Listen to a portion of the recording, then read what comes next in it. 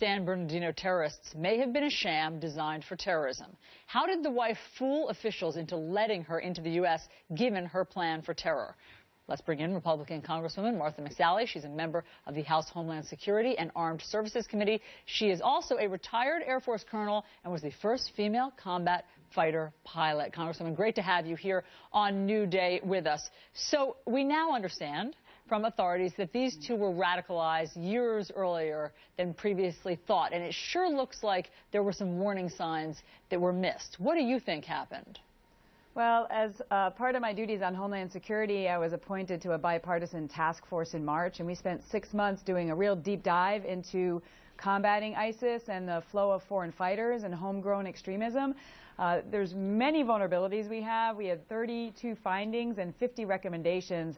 And this just is an example of the threat that we're seeing metastasizing, where individuals are getting radicalized, American citizens at home, others in foreign countries. We've got 30,000 that have traveled from 100 countries to Iraq and Syria, and others like the case of the wife here who slipped under the radar and didn't meet the authorities' really attention to even be a concern. So we've got some real challenges and loopholes with our visa waiver program, which we addressed in our vote a couple days ago, and then certainly is identifying another one. The investigation's still ongoing, but we've got this metastasizing threat globally and in our homeland that is a generational fight that we need a comprehensive strategy in order to attack. Given what happened in this case, would you say it is time to change the process for the fiancé visa program, particularly if women are coming in from, say, Middle Eastern countries? Should they be asked more pointed questions about their thoughts on extremism?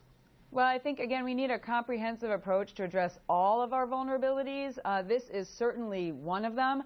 But just doing an in-person interview isn't necessarily going to highlight that somebody has been radicalized. Of course, if all they're going to do is say they're not radicalized, that's not going to help. And experts have shown that even our most trained professionals can't detect deception all the time.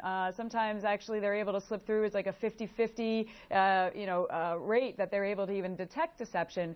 I've been advocating in addition of technologies that we actually have.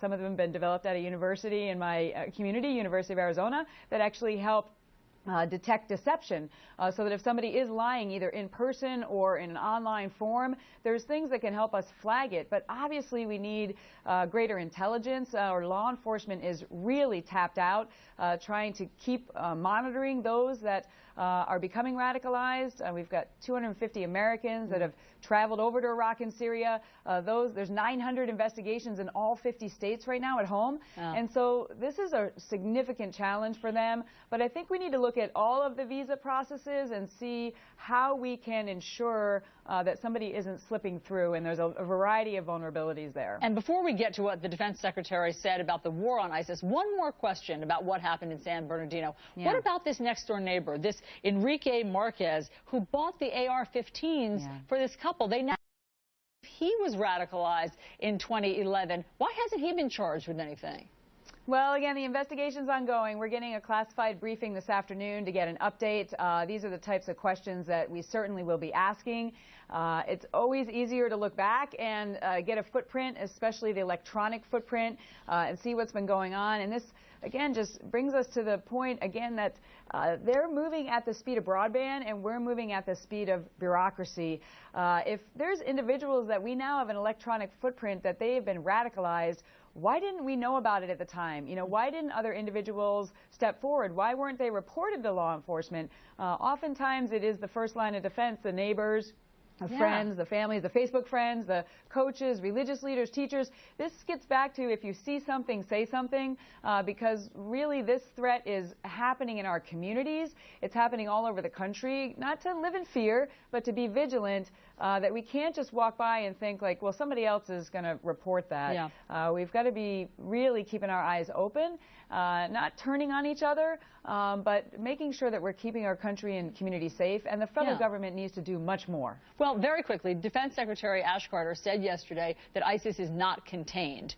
Right. You are a military woman. What more needs to be done? Of course they're not contained.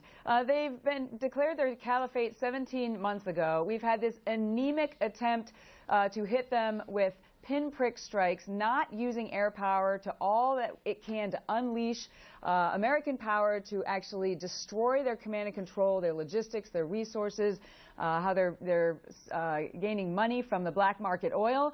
We've had a 2-hour briefing yesterday on the rules of engagement and the command and control, which has validated my deep concerns and frustrations that this administration is worse than doing nothing, is actually military force in a way that's not effective because it adds to their narrative, it adds to their PR campaign, their propaganda, their recruitment.